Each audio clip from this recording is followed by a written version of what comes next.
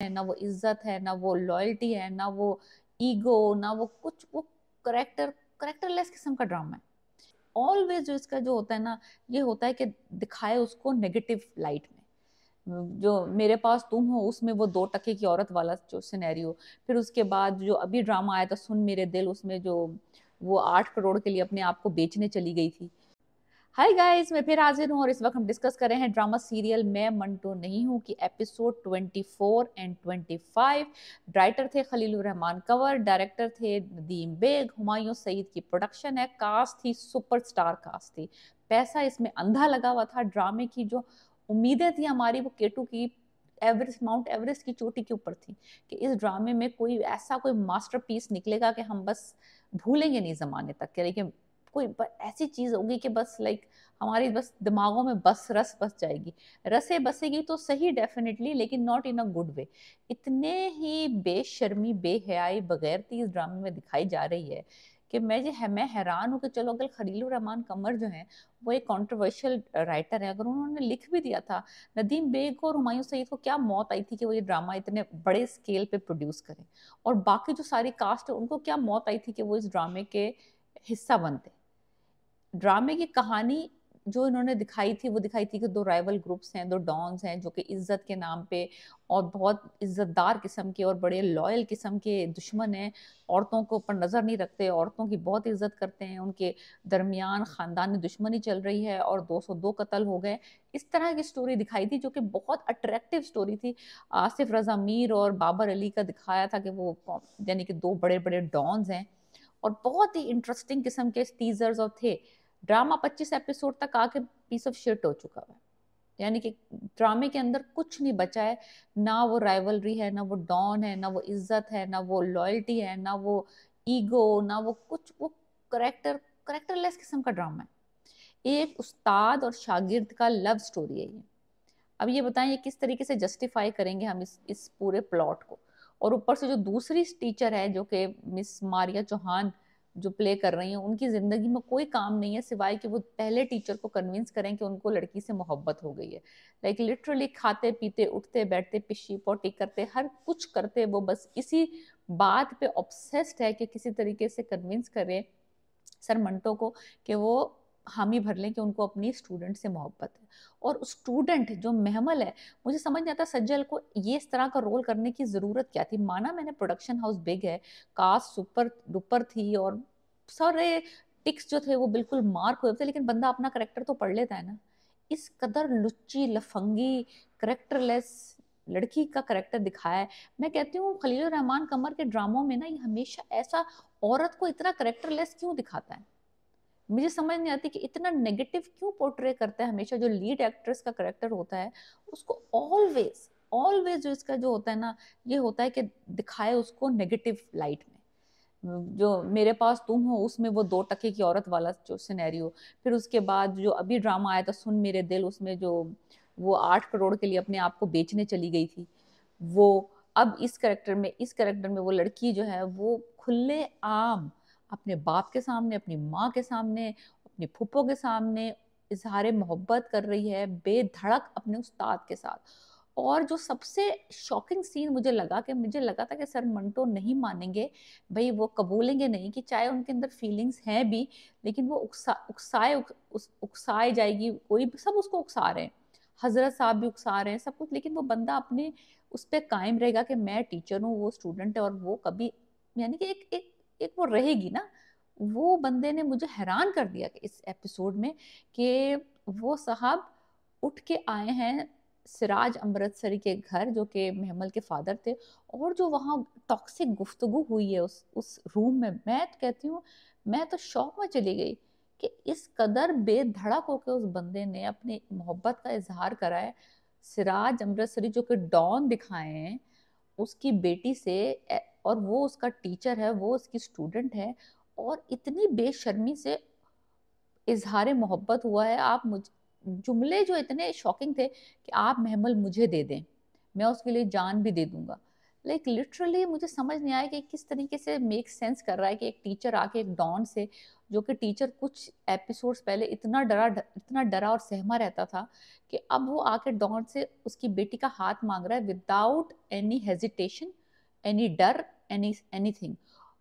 ये समझ मुझे आ गया, मुझे ये बात भी समझ आ गई कि चलो, मुझे ये समझ नहीं आया कि जो सिराज अमृतसरी दिखाए हैं डॉन के, मेरे बाप शहर का सबसे बड़ा डॉन है, और इतनी ईगो दिखाई थी, इतना हाइप किया था कि ये इतने डेंजरस किस्म के लोग हैं।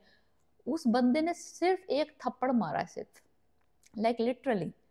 और वो भी अगर ना मारता, अगर वो उसको उकसाता ना, अगर वो मंटो उसको कहता नहीं कि थप्पड़ मार दें, वरना वो थप्पड़ मारे बगैर उसको घर से निकाल रहा था। लाइक लिटरली थप्पड़ मारने की भी औकात नहीं है सिराज अमृतसरी की, किसी को कत्ल करना तो बहुत दूर की बात है। तो लिटरली आई वॉज शॉक्ड। मुझे लगा अब रुक जाएगा, अब रुक जाएगा ये कन्वर्सेशन, अब रुक जाएगी। और वो पीछे खड़ी हुई सुन रही है, वो सुन के इजहार मोहब्बत अपने टीचर का बेहोश हो गई, लाइक लिटरली बेहोश हो गई। मैं परेशान ये थी कि अब ये कन्वर्सेशन रुकी तो रुकी, नहीं रुकी। ओके, ऑफ कोर्स ये सीन बहुत भारी था मुझे देखना।